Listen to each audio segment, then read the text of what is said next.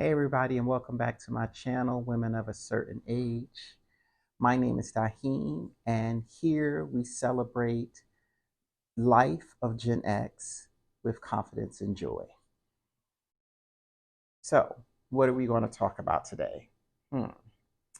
I think today we'll discuss talking about fear factors. But before we dive in, let me know where you're commenting from. Please make sure you leave a comment, like, subscribe, and turn on your notification button so that way you can go on this journey with me.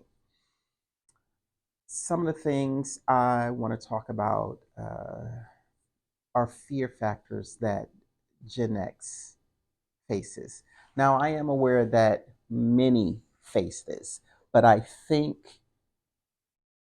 when I say many, I mean many generations. But I do think that oftentimes um, we're kind of like on that cusp of not sure, possibly retirement coming up. Some don't want to retire, some can't retire.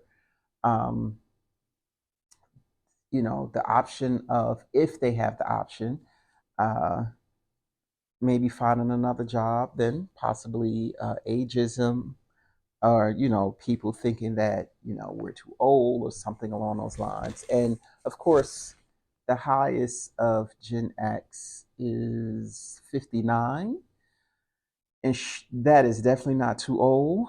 But sometimes many people feel that way. Some people feel old in their 40s. Some people feel old in their 30s. I guess it's a matter of you know what you're feeling or what you're experiencing. But you got to keep that in mind as you maneuver and move about life. So some of the fear factors of Gen X, we have aging parents.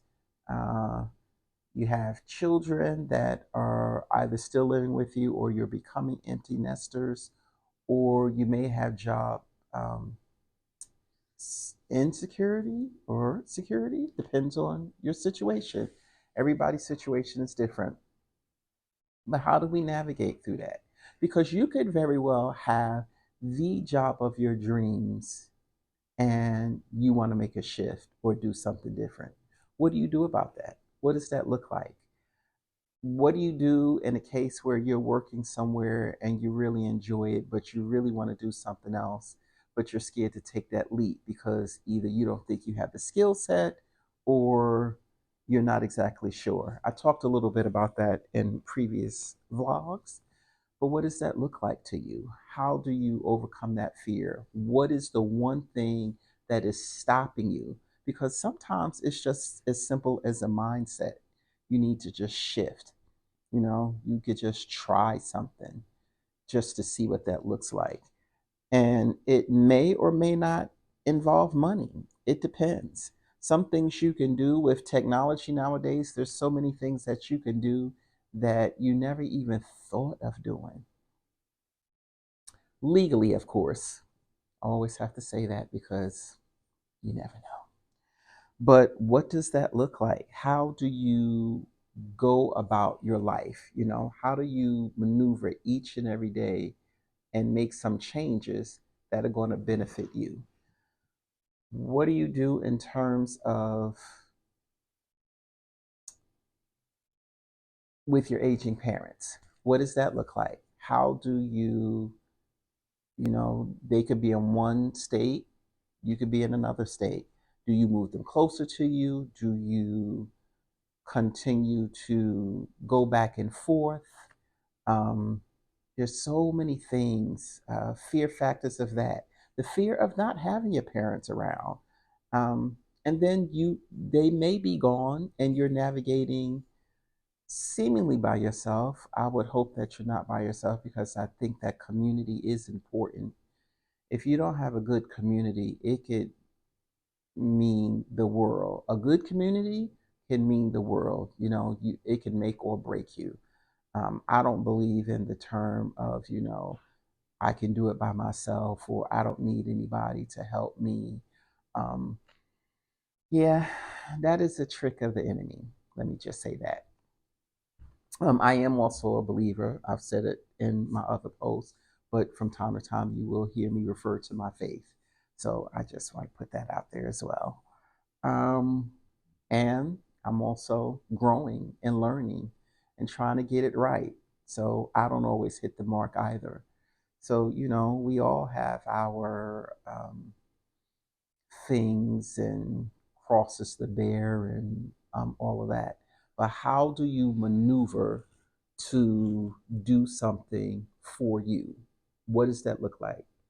You know, being, almost hate to say it, but being selfish for a moment, you know?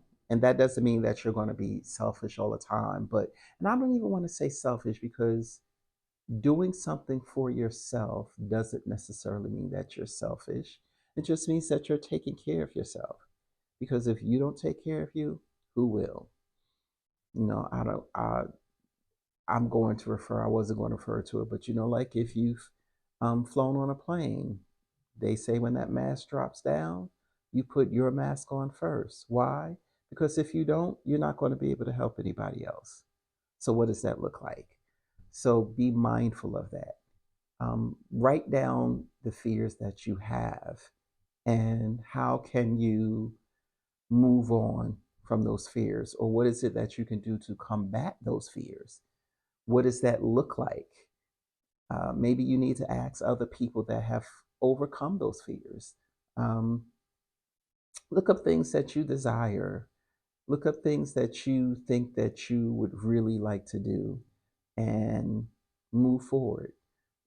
Oftentimes we know fear can be very paralyzing. And for us, excuse me, for us, it could be a little bit different because I'm still learning this. So please forgive me. I don't know if I should have drunk the water or just waited. I don't know. I'm just letting this fly. I really, I'll get a little bit more polished down the road, but right now, this is it. Um, Another thing I think that there's fear of is fear of missing out and competing. You shouldn't have to compete with anybody. You have lived a long time on this earth and you have many experiences. If anything, how about we help or assist? I'm sure there is somebody in your life that is younger or maybe along the same age, and you probably could be of help to them, but instead you're competing with them and it is causing a problem. How are you able to help that person uh, move or shift or something like that? And maybe you can't help them because there's something inside of you that feels like you have to compete with that or them. So, what does that look like? That's not good. Be comfortable enough in yourself to know that you're okay. Uh, I'm a firm believer of what's for you is for you, and you don't have to fight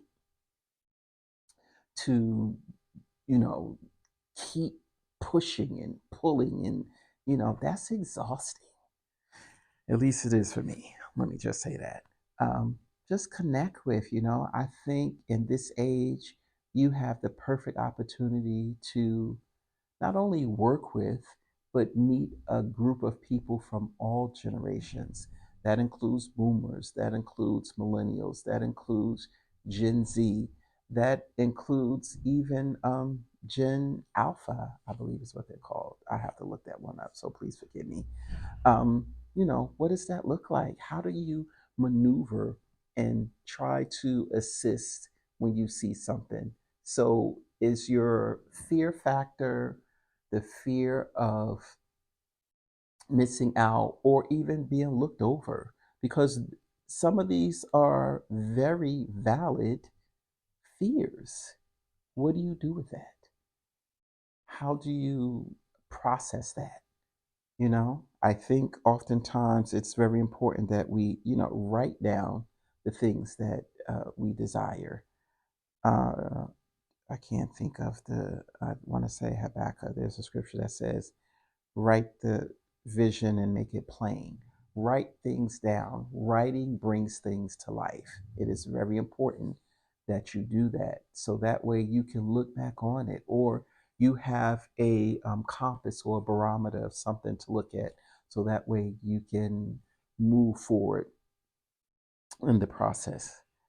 Broke my nail. I get distracted quickly, so please forgive me. Um, but yeah, remember, you have to be able to walk out. You are in the good space, the prime of your life. You know, a lot of worries we don't have as much as we had when we were in our 20s and 30s and 40s. I hope not. I would be remiss of me to assume that everybody is in the same space because I'm well aware that that is not the case. But if you are not in a good space at this point, what do you do to get out of that space? And it could just be a headspace. How do you move forward? So, with that said, I would like you to think about some fears that have come up. How can you overcome them? And what can you do to change? And it could be the simplest thing, the smallest little thing. It could be, I'm trying to think of an example of you could, let's say, losing weight may be something. That's one of my things, or my desires, where I have a desire to lose weight. So I know it first starts with what I eat. You know what they say, you can't, what is it? You can't outwork a bad diet. I think that's it. You can't outwork a bad diet. Lord knows I have tried. And I love sweets. I have a sweet tooth. So what is that? What does that mean? That means I need to cut back on the sweets. Um, I need to move my body a little bit more because, as I stated before, the pause, aka menopause, is coming. And I want to make sure that I am in the right moment in seasons for that. So, what does that look like, right? So, the goal is, let's start with changing one thing um, in our mindset. Instead of saying what I can't do, or not even thinking about what somebody else is thinking, what are you thinking about yourself? Because if you can't get past that, it doesn't matter what somebody else is thinking. So let's think about that, and then we will go over it or talk about it the next time. Please don't forget to like, comment. I would like you to comment where you are commenting from. Subscribe and turn on your notifications. And I look forward to seeing you in the next vlog. And always remember, do not forget that to trust God, walk in your purpose, and keep that light of joy and happiness. Be blessed. Bye bye.